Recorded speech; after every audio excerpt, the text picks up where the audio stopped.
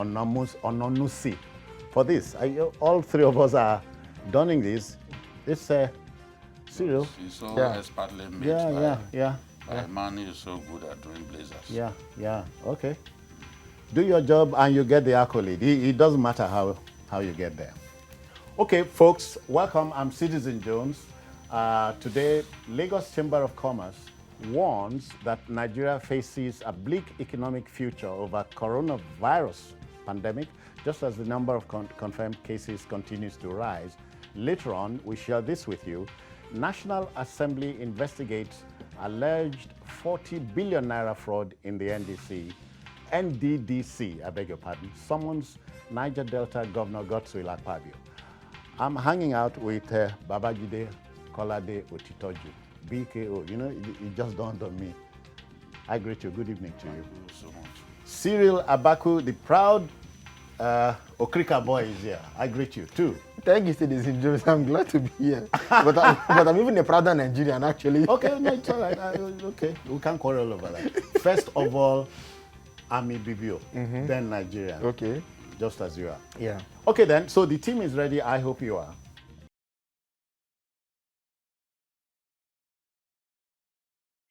There's no denying the fact that the debilitating effect of the COVID-19 pandemic was bound to unpleasantly, underline that, affect many economies on the planet, including ours, which remains a monoproduct one. The Lagos Chamber of Commerce and Industry, LCCI, has predicted a bleak future for our economy in the short and medium term, and as a result of the impact of COVID-19. In fact, our GDP, as forecast by the IMF, might plunge to a miserable 3.4%. Meantime, the Nigeria Center for Disease Control, NDDC, has announced a rise in confirmed cases of COVID-19, bringing the figure to 2,950 cases. Meanwhile, you want to hear this, President of LCCI, Toki Mabogunje, did I get that right? Okay. Who addressed journalists in Lagos, gave some suggestions on the way forward. Let's pick his brains. Hear this.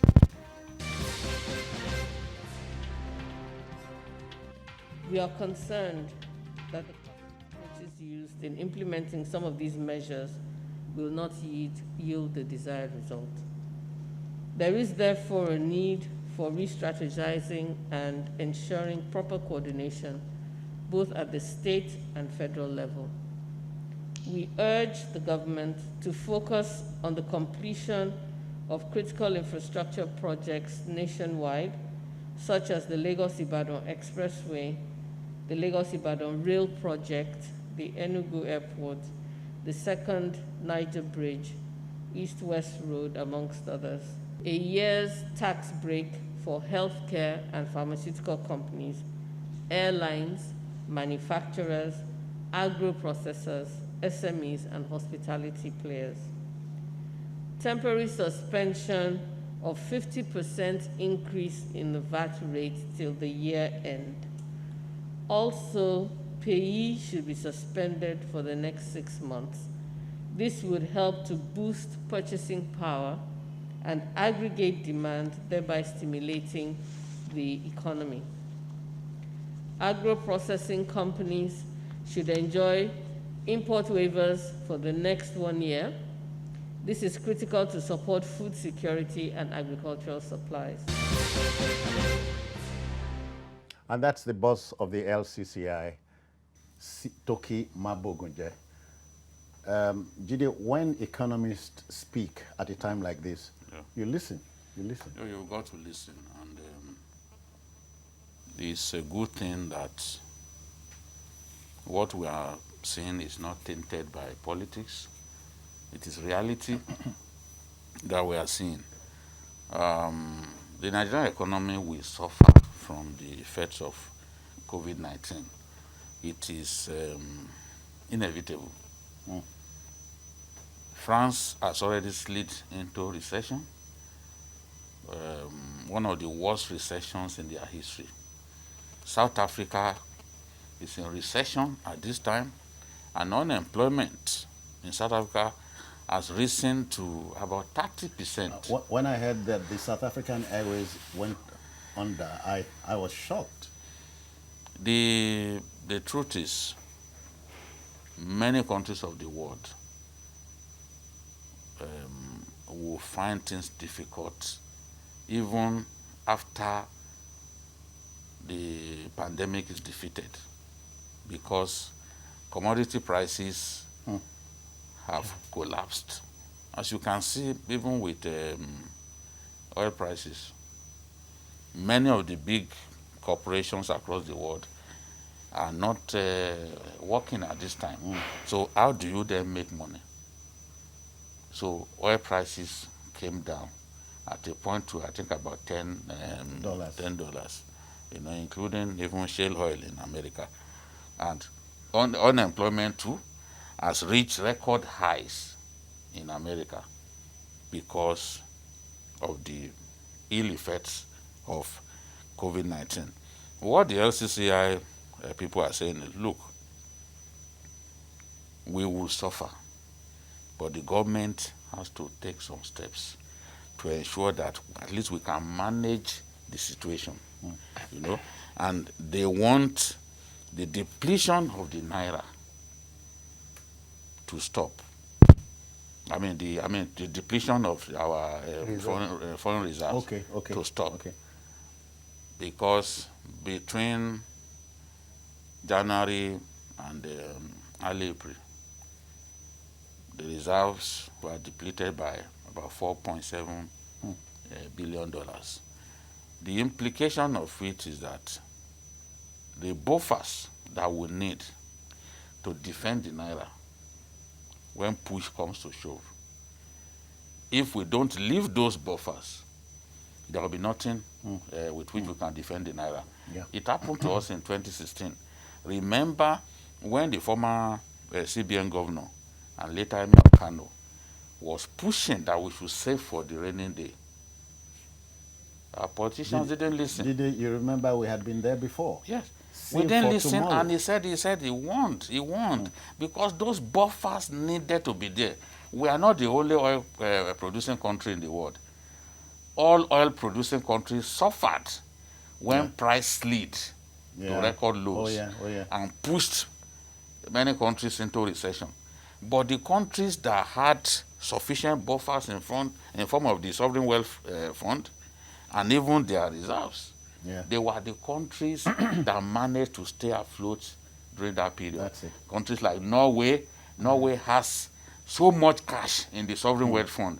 Countries like Saudi Arabia, they have so much money. So we need to listen to these experts, because they are suggesting to us how we can at least mitigate the effects. Ride the storm. Yes. Jide, but hear this.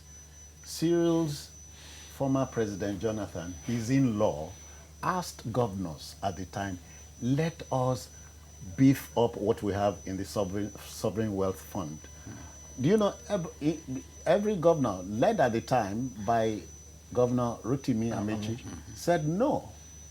And we dipped our fingers into it, and so we're here. They pointed to the Constitution, which says all funds, all income, accruing to the federal government shall be shared among the 3 tiers of government. So we've been there before. But seriously, Cyril, how would COVID-19 damage the economy? The man on the street is interested. No, the fact is that we should be asking how much more can it damage the economy. Okay. Because we have an economy, where more than 90% of the workforce are employed in the informal sector. Because, of course, we're not an industrialized society. Oh, yeah. And so they don't have access to government support in the way that it is data enabled, in the way that, they could already, we could say that there's already a platform for recovery once this is over. We don't have that in place. You had the LCCI boss saying earlier, one of the points she was raising was that we should take away payee for the next 6 months. All of these are suggestions that are on the table. The reality is that our growth forecast, for instance, which Standard Chartered Bank had put at 2.5% earlier, has now been brought down to as low as 0.2. That shouldn't get anybody smiling in any way. So we are there. We are there already. The question is the level of creativity, the level of participation, the level of sitting down to think and to say, now that we are here, what are the benefits? The risks are already very clear for us to see, and as much as the threats. But the opportunities, how can we sit down and itemize them one after the other? How can we sit down and get back, how do they put now, to go back to get to... winning ways. Yes, back to winning ways from the scratch. Yeah. That is the key question. The other day we went to, but I think today there was a story now saying that the money we went to take, not borrow really, the government said that it was our own fund that went to withdraw from the IMF, has come at about $3.4 billion. Yeah. But for how long are we going to be taking this and distributing? And when you don't replace. And when the prospect of replacing is dim. Remember that even before this whole thing came up, Saudi Arabia and Russia, no thanks to their war, didn't also let the global oil market be stable. Yeah. Now the price has crashed to a level that has not been seen in many years. I think this affords us the opportunity perhaps to do one thing. For the past 10, 20 years, people have been shouting at themselves who us and saying that the Nigeria needed to sit down and get the thinking cap and imagine an economy without oil. Now is the time. If you read the letter that was written to government by Asiwaju Bola Tinubu, as well as what the LCC is talking about, they are saying that we need now to focus on agriculture. Citizen, within COVID, they've said, in spite of the interstate lockdown, agricultural products can move because they're essential. Oh, yeah. We must put food in our stomach. Same as petroleum products. So since people in the agriculture, it's a pity that states like Kanu, even Jigawa, Taraba and so on are now falling victim to the crisis. This should have given us an opportunity to say we need to think as a nation that should be thinking. After all, as I had been told, when men and mountain meet, great things are done. The mountain is here. Are we ready to ride it? So this is the challenge. Yeah. This is the challenge. All right, Jide, let's talk about the impact of COVID-19 on Nigeria's GDP.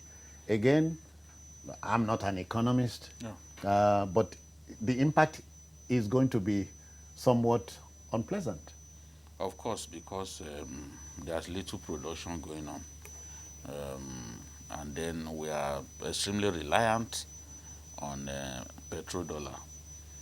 And as you can see, crude oil prices are going down in a manner that we didn't expect. This COVID-19 was not planned for, was not budgeted for. Nobody knew it would come. And nobody predicted the full range of its effect on the global economy. If more than 16 million Americans now are out of job, it's significant. And that's why you can see that Trump is desperate to bring back an economy that was doing quite well, to bring it back on stream again. Yeah. The truth is, okay, if you look at the entertainment sector, for example, the entertainment sector had been very, very, how do I describe it? Was booming. Booming. Had a life a lot of its of own. the active energy of young people involved in that sector. And it is also a sector where you can see clearly the productivity of the Nigerian being exported out of our shores. The music, the movies, and all that. But that's a sector that's been grounded. When that is allied to even the hospitality sector, for so long, the hotels have been shut. Now, you look at that, what will come, because the GDP is dependent on all of this. Yeah. They all contribute, every sector contributes. Before you can say, okay, this is the level of our GDP. They all contribute. So most of the sectors now are contributing in the negative. So what do you get? You look at, we've extended the ban on flights within the country. As I speak to you, 120 aircraft are grounded. The airlines have sent 80% of their staff on compulsory leave without pay. The ones who had not been sent on compulsory leave without pay have been forced to take massive pay cuts.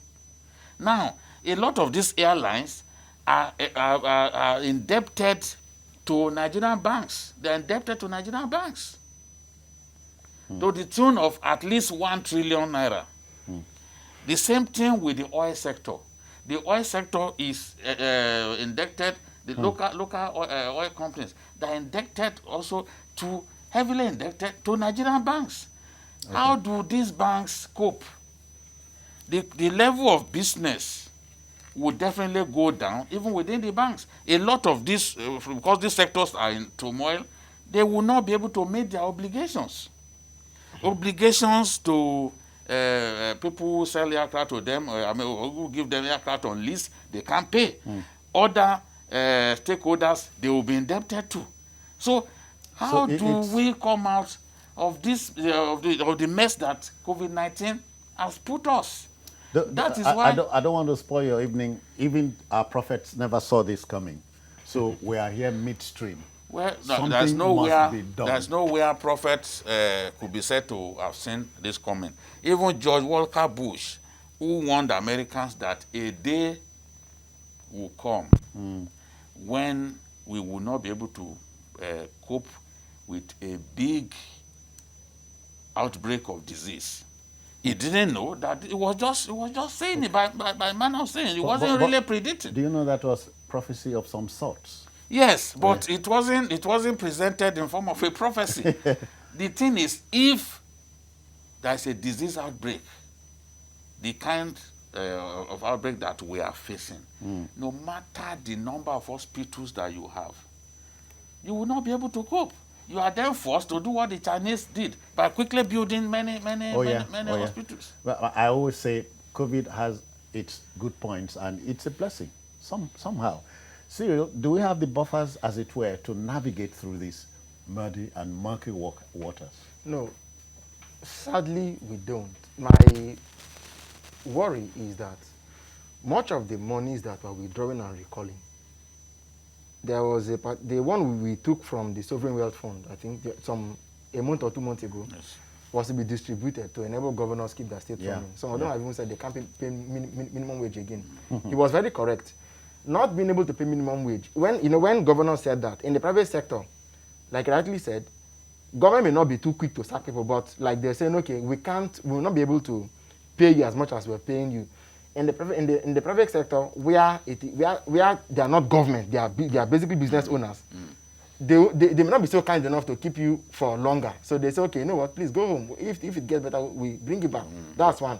So you know that it's a sign. Number two is that if you borrow to fight a disease, or you borrow it's not a productive... Or if you like to fight a war. Yes, it's not a productive, constructive borrowing.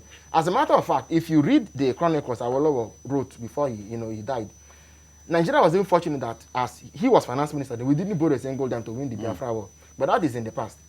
What we see happening today is the fact that by the time you're done fighting a virus, when what you spend fighting the virus, when like you said, when push comes to shove, or when the chips are down, that's when you realize how much you might have lost, and you now begin to count your cost and know how you're going to rebuild. So this is the point.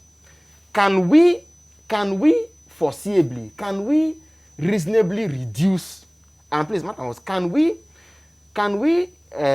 be more ingenious in how we go about fighting this virus? Number one, my first warning would be that we seem to have a tendency to look for what to come outside. See, there's a big danger in that. Yeah. Because we can't afford the cost, on one. And number two, we are going to be way back on the queue. So if we elongate the time we're going to spend fighting the virus without certainty of local solutions and waiting for what is going to be brought to us from the outside, we might as well go bankrupt one day without even getting a cure. Yeah. So we must be ingenious in how we are dealing with the virus. The faster we deal with it, the better it will be for it. In New Zealand and in Australia, they're already talking about a starting point would be to get the finicky Nigerians persuaded that this thing is really a monster, a Frankenstein. It is real. You start from there. When the man admits it, then the second phase would be, how do we start engaging it? Yes, so you see, let me make my point very clear again. We need to be ingenious in our war on the virus. The minister has said, I think was it yesterday, that they are not ruling out investigating local herbs and so on. Oh yeah, oh yeah. Please, viewers, let me wonder, there's no cure. Cyril, if this is troubling you, just as a... let's warn viewers that there is no cure for coronavirus. There is no need to blend ginger and garlic and stuff like that. Oh yeah. And water and urine or something. But please, there has to be a way by which government is able to coordinate this effort and we use local solutions. That's what China did. Yeah. To come out of the woods as early as possible. This is the time. This is the time. This is the time. Jide, the IMF had predicted a 3.4, what was the word now? Contraction of what was the word again? Of the economy. Yes. So 2020 is some 8 months from here. How are we going to cope? You see, we are part of the global community. Even if we defeat the virus in record time, which I don't see happening, we will not be You are not being alarmist. we will not be able to get everything moving fast. For example, oil prices, we cannot decide at what price it is sold. It is a function of collective decision by the cartel, OPEC, and other stakeholders. So if oil doesn't sell at a reasonable price, you do not earn enough money. If you do not earn enough money, your currency will become weaker.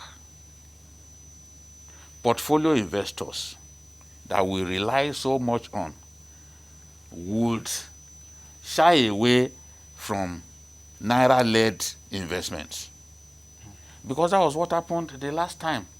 They left. The CBN will find it difficult to meet the demand for the dollar. And if we are not careful, we'll be back to what happened in 2016. In fact, I think in the last 1 week or so, we've seen the dollar on some occasions trade for between 460 or so, 450 or 460 to the dollar. That's reminding to the naira. That's reminding us of what happened in 20. Sorry, I saw these figures yesterday on the screen. Yes. Nigeria 388 naira notes to $1. Yeah. Ghana 5.6 cedis to $1. South Africa 8.4 rand. So we are still way, way, way behind. The South African currency has always been more stable because their main product is gold, and the price of gold in the international community is always stable. Gold and diamond is always stable. Oil prices suffer all kinds of volatility, fluctuations, and all that. Yeah. So their currency has always been strong and stable. But in our own case, because of our dependence on oil, our destiny cannot be said to be in our hands, as it were. Yeah. We have to look at boosting agricultural production, because that was the only sector in 2016 that was not in recession, that was not contributing negatively. All the other sectors, we were literally in soup. But the agri sector and the LCC too have suggested that we should do our best to reflect that sector, because it's like a sector that can save us. We don't just need, because if we have this problem and food insecurity also sets in, we'll be in serious trouble. Talking about the buffers, whether we have enough buffers, to make us wade through 2020? I do not think we have enough. Because when you look at what is left of the so-called excess crude, of the sovereign wealth fund, Yeah. and the foreign reserves, you cannot say we have enough. You need to go and look at how much Norway, which is also an oil-producing country, how much Norway has in form of sovereign wealth fund, and compare to ours. I know countries in Africa that began putting money in the sovereign wealth fund after Nigeria, but today they have overtaken us by way of savings. You need these savings so that when the rainy day comes, they will serve as your buffers. Okay. But what we have now is something to be really worried about. All right. The reserves are being depleted, because we have nowhere to turn to. And the president has tried to help the governors by taking some money from the sovereign wealth fund. But he said that money should be shared in June. My question is, after June, what happens? From the look of things, because the states must share a minimum of 400 billion amongst themselves. The 3 tiers of government must share a minimum of 400 billion before they'll be able to meet their obligations. But the way what we are going through with oil prices sliding dangerously, we will not be able to consistently share up to this amount every month. Okay. So even the minimum wage is in peril, and some states are thinking about cutting salaries. All right. I hear Andrew has joined us from Makodi in Benue State. I was going to come to Benue, you know. But Andrew, I greet you. Welcome. Brother Andy, are you there? I'm there. Okay, let's go. Yeah, good afternoon. Welcome. And other people. Yeah. Please, I've been watching this program, and I decided to contribute today. Oh, welcome. You know, the problem we are having as in Nigeria is that we cannot use the people we have as men of God who sees tomorrow. I heard when people were saying that no prophet saw this thing coming. It's a lie. 12 years ago, Joshua prophesied about this. He prophesied many times of this, and he has been directing Nigeria and every other country to go back to agriculture. He even is warning Americans that their economy is going to be affected. Everybody who watches the satellite will understand that the man has been mentioning this thing, and he even advised Nigeria to go back to where we are coming. Okay. Thank you, Andrew. We'll take a breather. Just to remind the viewer, stay where quite a lot to keep you busy at the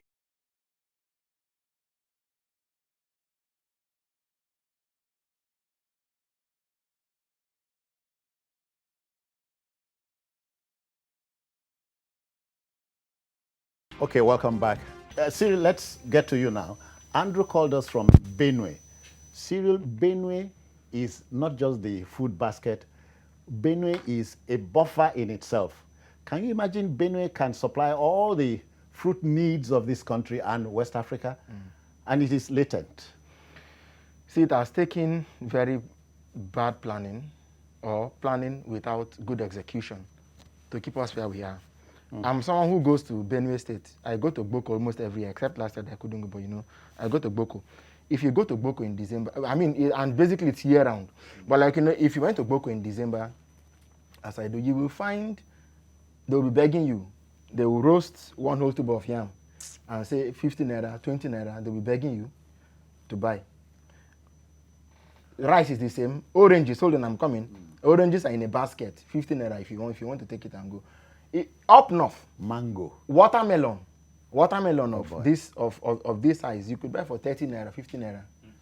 But in this same country, in less than 600 miles, that same watermelon is 1,000. I bought one last night. You know, Especially now that You know? Right now that we are fasting. So it just goes to, look, you need to think of this as a household. But it fits. The problem is how to get the produce out of those rural settlements to the places where they are needed. I don't know if I stand with you. The roads are bad.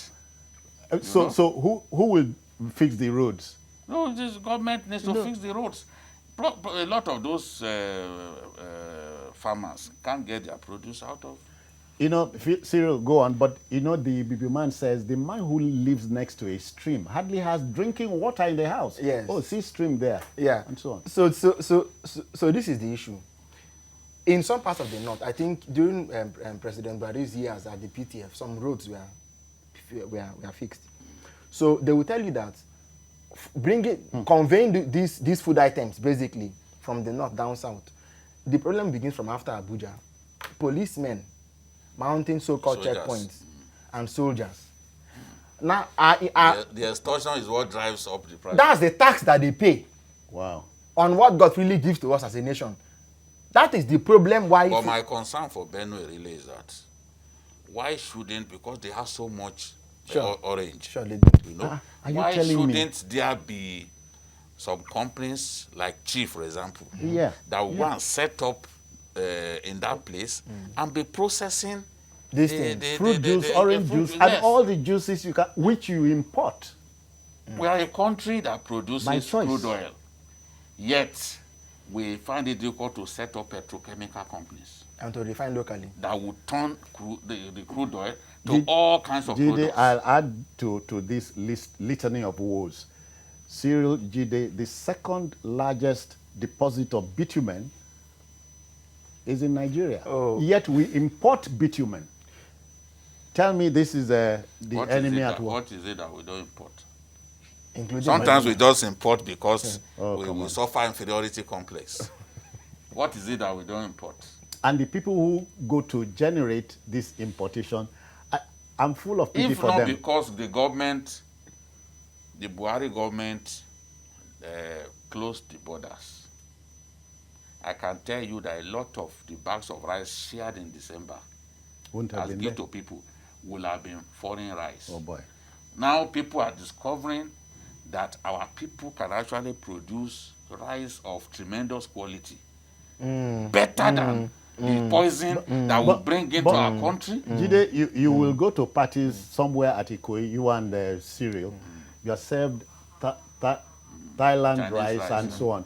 But somebody brings Ofada rice in the mix at the same party, and you are if you like, see some rice from Kebbi and some other states, you will not even see a single stone inside.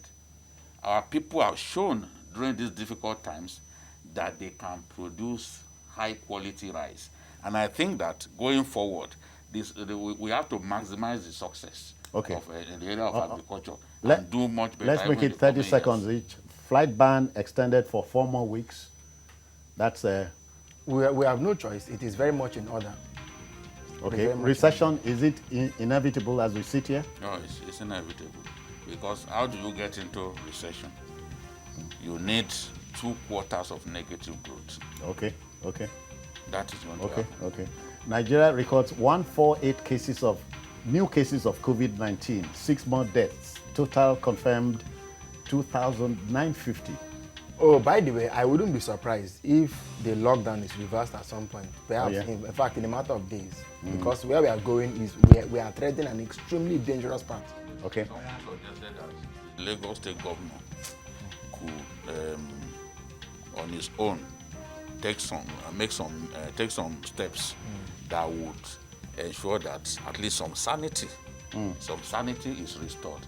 So maybe we'll look at what's going on and then decide, no, we don't want this, and all that. It's within his powers to do that, because we can see what the man in Kaduna has done. So if he thinks that, well, the way things are, his people are in danger. For instance, what we recorded in Gombe, avoidable. There are so many things that are happening. Oh, come on. At a point, you just have to look up to God. The way the Prime Minister of Italy was saying, oh, by now, it's only God that can save us. You know, you get to that point, you ask yourself, what's going on? All right. Ours is a mono-product economy, but thankfully we are looking in the way of agriculture to bail us. But the look must be a long, hard one, and we must be convinced about it. But you know, as they say, when you pour oil on troubled waters, Cyril, what do you pour on troubled oil? I think common sense. It's a food for thought. Okay. You know, the American actor and filmmaker Alfredo James Pacino, also known as Al Pacino, said, "Our ability to manufacture fraud now exceeds our ability to defeat it." Was he thinking about us? As a government interventionist agency to mitigate the restiveness in the Niger Delta region, the Federal Ministry of Niger Delta Affairs and the Niger Delta Development Commission, NDDC, became imperative to create, and a lot of money pumped into making them respond appropriately. Now, this was bound to come with its trappings. A 40 billion naira fraud has been alleged, and the National Assembly passed a resolution to get to the root of the matter. I called him Akwa Ibom governor. He's a former governor. But now, Minister of the Niger Delta Affairs, Senator Godswill Akpabio, is to appear before the National Assembly Committee. Yes. Yes, Jide. Yes, and it's a decision reached by both chambers of the National Assembly. It's difficult to say, oh, this is a witch hunt by the House of Reps. The Senate took a similar decision. So you have every reason to believe that they saw something. You know, these are early days. At the end of the day, the report may not indict the interim management committee, yeah. but there is every reason for concern. For example, it is said that some of those contracts, especially the contract to supply hospital consumables, medical consumables and all that, were awarded without the consent of the president. So the investigation paid. Of course. For example, it is said that the contract for sensitization of people of the Niger Delta to the dangers of COVID-19 cost a staggering 740 million. The consultancy for sensitization of our people. Consultancy, not the job, not the exercise itself. Of his people, of your people in the Niger Delta. No, he is Rivers, I'm Akwa Ibom. Both of you are from the Niger Delta. I never knew this, Judy. Oh, I'm telling you now. So you are going to be sensitized to the tune of 740 billion. The truth is, every agency of government, every ministry must realize that after COVID-19, it will not be business as usual.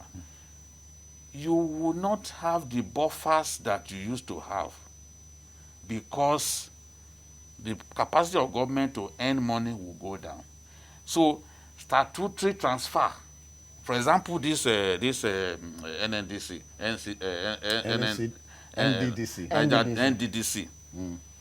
the statutory transfer to them is 88 billion. I can tell you that they may not get more than maybe half of that after COVID-19. It's there in the 2020 budget. But the 2020 budget is being worked on now. And reality, they are trying to bring it in line with reality. You know, if we are going to adjust that budget. So if the projection was for you to get 88 billion, you may get maybe 28 billion in the final analysis. So there's no need to spend money like a drunken sailor at this point. You seem to have forgotten an alleged fraud too, involving 2.9 billion naira to clear the water hyacinths from the waterfront got inflated to some 60-something billion. This is the one that we are talking about.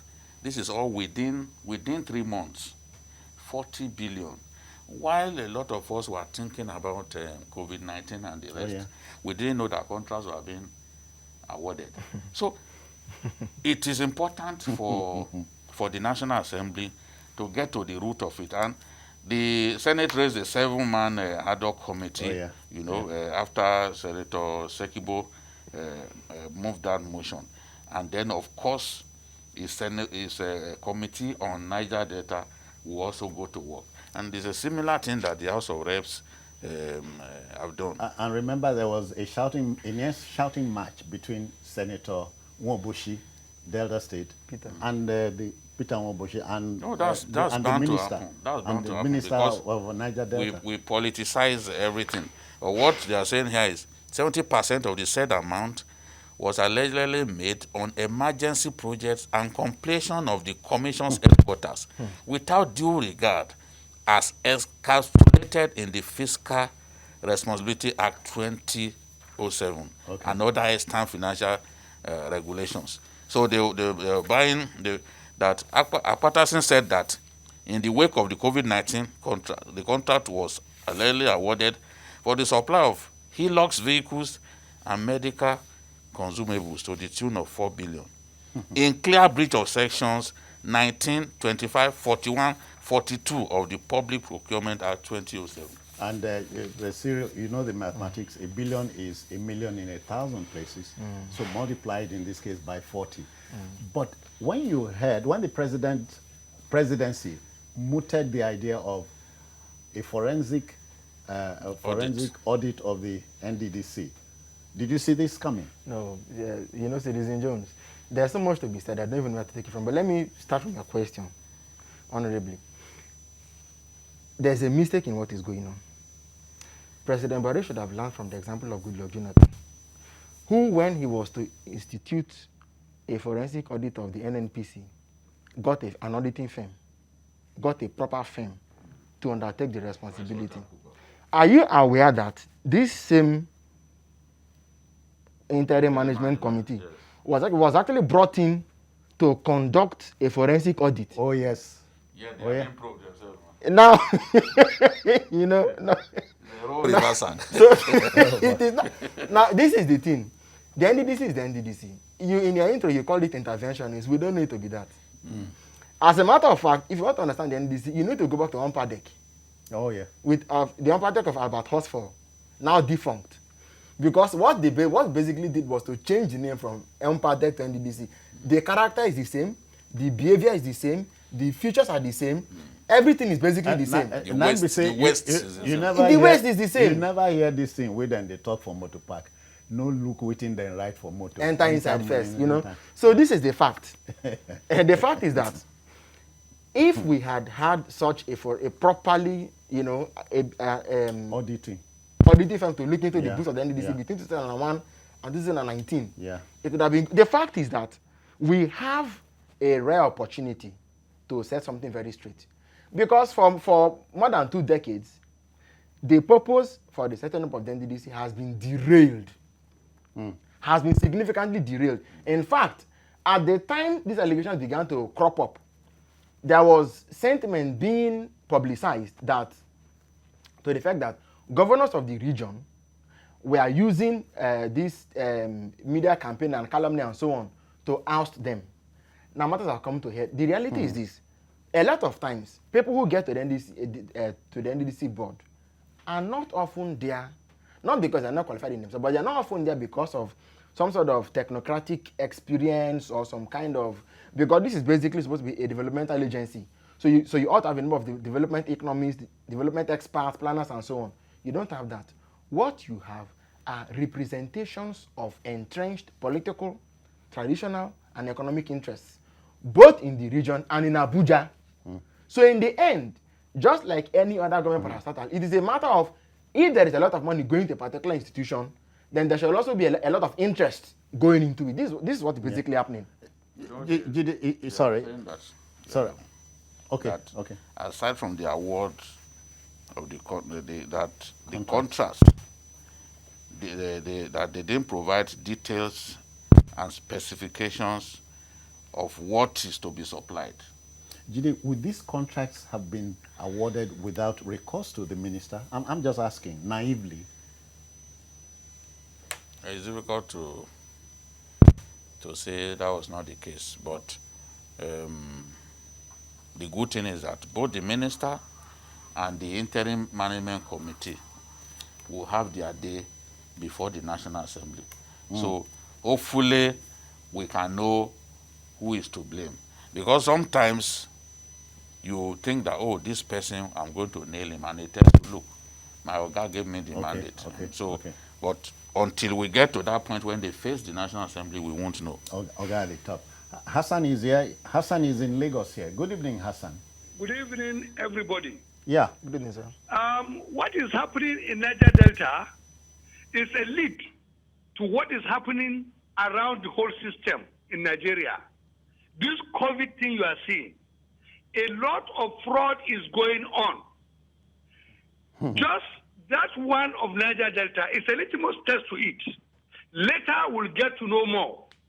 But unfortunately for Niger Delta, my sympathy goes to the common people of Niger Delta. NDDC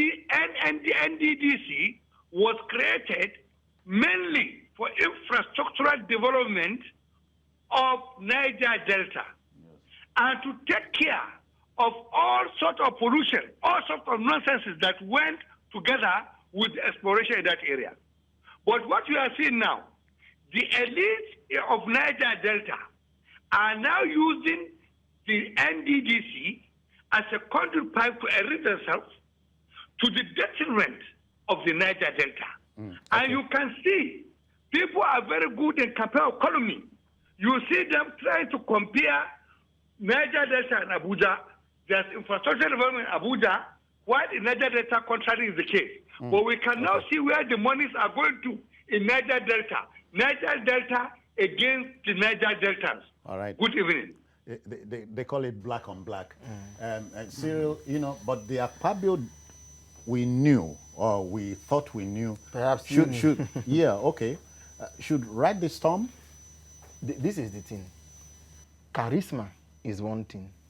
Purpose is another. In fact, some commentaries actually say Akpabio and his internal management committee. So there's a problem there.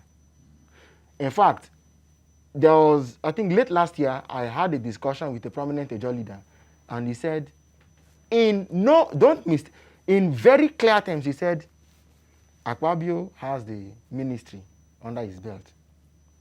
He should leave the commission alone. Okay, ideally. I don't know you see, he said Akpabio has the commission, has the ministry. Yes. So leave the commission alone. In fact, okay, the commission does the real work. Not even, you see, let me take it further. By the act setting up the NDDC, yeah, it is supposed to be supervised by the presidency. Directly by the president. So, but somehow,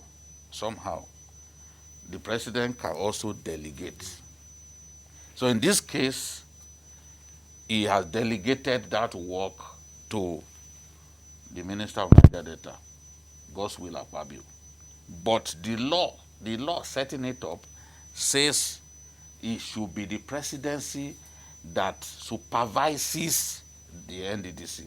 So the Minister of Niger Delta, as we have had over the years, should have focused on the Niger Delta Ministry. By getting him to superintend the NDDC, the president wanted to solve a problem. Yeah. He wanted to get his person to do that work on his behalf. That's the Since he can't do Akpabio everything. persona. Yes, he wanted him to do that job for him. But in my view, it's too early to start hearing about these irregular expenditure, because how many months have they been there? All these spendings were done in less than 3 months. 40 billion naira. So I don't know why our people are so quick to award contracts and all that. And full payment. In the Nigeria of the future, Full payment. In the Nigeria of the future, You say PPP is the way to go. Even the LCCI people, they talked about it. Yeah. Get the private sector involved.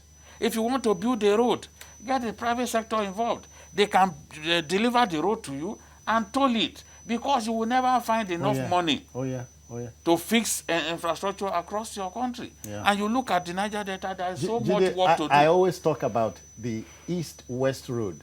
Cyril knows that. That's why I'm saying that there's so much work to do in that area. If east-west road were fixed, I going to my Akwa Ibom, I don't have any business with Asaba, Owerri, Onitsha, Umuahia. It's straight through Ogoniland, that's your state, into Ikolabase. I'm there. But Senator Akpabio, I know you can ride the storm. Never mind if you are like a fruit-bearing tree. Boys go throw stone at you. Return those stones. Let them know all is well with the NDDC. Cyril, from the top, how do you take it home? What I would say is that, first of all, on the first topic that we discussed, we need ingenious management of the economy. We must realize that fighting the COVID-19 is part of the push to restore the Nigerian economy. That is one. Number two, on the NDDC issue, the president should dissolve the IMC, and then get a proper auditing firm to look at the books of the NDDC between 2001 and 2019, a reputable international auditing firm, to undertake a thorough forensic audit.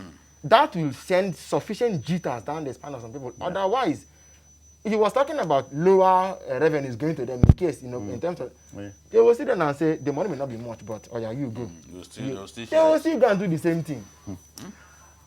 Well, all right, Jide. I can only appeal to the National Assembly as representatives of the Nigerian people to do the right thing. Have the love of our country at the back of your minds. Be dispassionate in investigating what is going on at the NDDC. Don't look at Uche's face. Do what is right. Fear God. Let your conscience guide you in investigating what is going on. And we wish you Godspeed. Amen. We wish you Godspeed. And then, of course, Senate, House of Reps, punish bad behavior.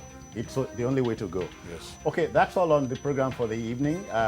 You may also watch the program on other platforms we'll show on the screen, and on YouTube at youtube.com/TVC News Nigeria. The feedback channel